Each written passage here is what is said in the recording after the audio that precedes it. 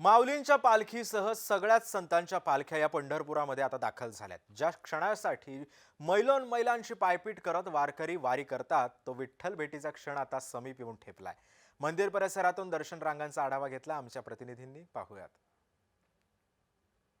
जय हरी विठ्ठल। मी आता पंढरपूरमध्ये आहे आणि तुम्ही माझ्या आजूबाजूला बघताय, पंढरपूरमध्ये आता प्रचंड गर्दी आहे। दर्शनाच्या रांग ही दर्शनासाठी चाललेली सगळी माणसं आहेत आणि वेगवेगळ्या दिंड्यांमधून आलेली, महाराष्ट्राच्या कानाकोपऱ्यांमधून आलेली ही जी सगळी मंडळी आहेत ती आता विठ्ठलाच्या दर्शनाकरता म्हणून आता या ठिकाणी वाटचाल करताना आपल्याला दिसत आहेत। मुख्य मंदिराच्या प्रवेशद्वारावर मी आता आहे। नामदेव पायरीचं दर्शन घेऊन नंतर विठ्ठलाचं दर्शन घेण्याकरता म्हणून ही सगळी मंडळी आता मंदिराच्या दिशेने सरकत आहेत।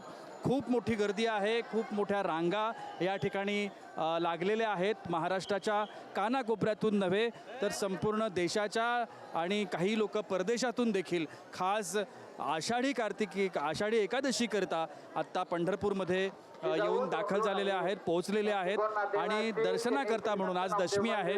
24 तास मंदिर हे दर्शनासाठी खुलं ठेवण्यात आलेलं आहे।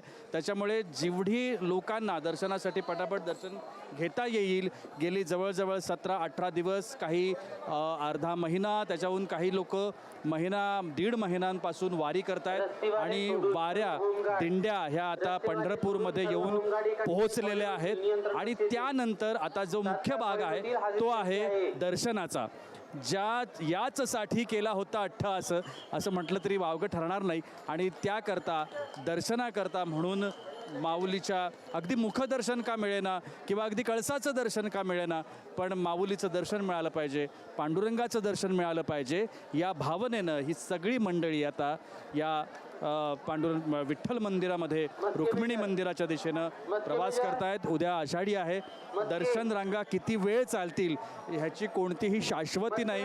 किती काळ दर्शनासाठी रांगेत उभं राहावं लागेल हे सांगता येत नाही आहे। पण तरीही त्यांची कोणतीही चिंता, कोणतीही काळजी, कोणताही त्रास चेहऱ्यावर न आणता किंवा कोणताही त्रास न होता ही सगळी मंडळी दर्शनासाठी आता या मंदिराच्या रांगेमध्ये उभी आहेत। आणि हा जो भरलेला संतांचा मेळा आहे हा आपण सगळेजण पाहतो आहोत। कॅमेरामन नित्यानंद नाईकसह मी प्रशांत सागवेकर, जय महाराष्ट्रासाठी पंढरपूरवरून।